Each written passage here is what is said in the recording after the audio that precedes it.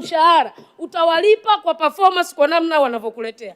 Sasa hii ni budget. Budget ni mapato na matumizi. Hoja yangu ya mwisho, naomba nishauri, na najua wako watafurahia kimoyomoyo, wako wataonibeza, lakini ni maoni.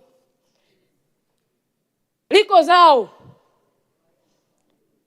ambalo mimi nataka nishauri kuliko banana.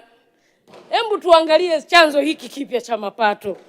Tumeona, na ninampongeza sana kaka yangu Aretas James Limo kwa kazi kubwa anayoifanya katika kupambana na madawa kulevya.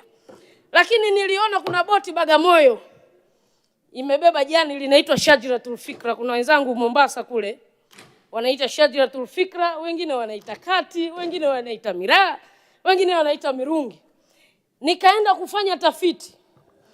Kama yale amekamata gizani, yaliyokamatwa ni mingapi?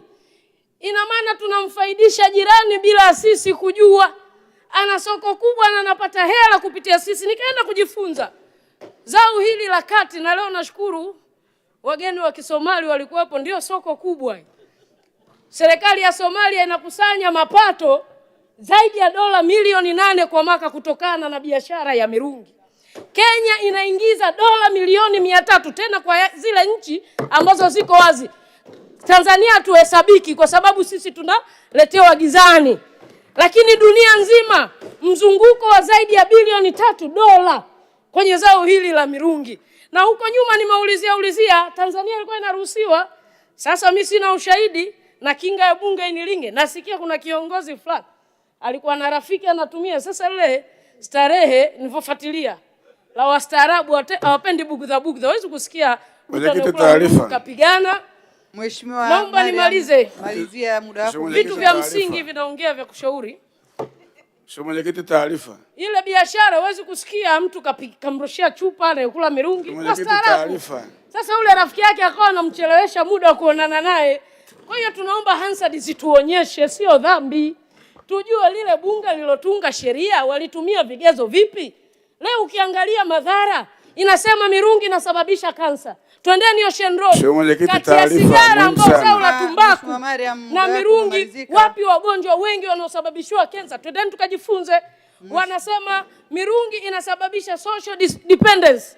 Tuulize zile pombe kali zinazolishwa huko Babati, Sungura na kadhalika, zipi ambazo zinaharibu vijana wetu? Ni mirungi ama hizo pombe? Mheshimiwa Mariam, umeeleweka, lakini hilo liko nje ya uwezo wa Mheshimiwa Waziri. Inabidi irudi kwenye sheria, kwa hiyo umeeleweka, tunaomba.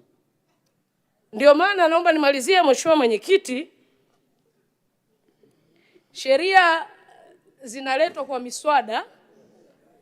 Nadhani serikali, mimi sio mwanasheria, ndio maana tunashauri, na yeye anao watafiti. Nadhani ana vyombo vingi ambazo wanaweza kwenda kufuatilia. Kwa hiyo twende tukajiridhishe kwamba kweli madhara ama hizo elements za uleviaji ndani ya mirungi na kwa vitu vingi. Leo wanasema mirungi inaleta madhara kiafya. Niwaulize, energy drink na mirungi ipi ambayo inaleta madhara zaidi kiafya? Muda umefika tutafakari, kwa sababu zao hili linaleta mapato mengi. Na pia nimefuatilia, Kenya inapeleka Djibouti, Kenya inapeleka Somalia, Kenya inapeleka mirungi mpaka Israeli, Jerusalem. Mirungi inapelekwa kama zao la biashara katika nchi hiyo. Baada ya kusema hayo, mimi napenda kumalizia kwa kumpa sifa sana Mheshimiwa Rais kwa kazi kubwa. Lakini Comrade Chongolo, ama hakika Mheshimiwa Rais hajakosea kukuleta wewe. Kwanza ni muumini wa kilimo. Nakumbuka hata uanzishwaji wa benki ya ushirika, moja ya mafanikio makubwa ndani ya wizara yako, wewe ndio mwanahisa wa kwanza kununua hisa kati ya benki hiyo. Ulikuwa katibu mkuu ambaye unaenda kufanya ziara ya kichama, lakini unakagua miradi ya kilimo. Kwa hiyo mzigo umepewa mtu sahihi. Mheshimiwa Mariam, unawanyima fursa wengine, muda umepita sana. Tunaendelea na Mheshimiwa Charles Mhando Njama, Mheshimiwa Edward Olelekai Taksau na Mheshimiwa Azza Hilal Hamadi ajiandae. Asante Mheshimiwa Mwenyekiti kwa kunipa nafasi.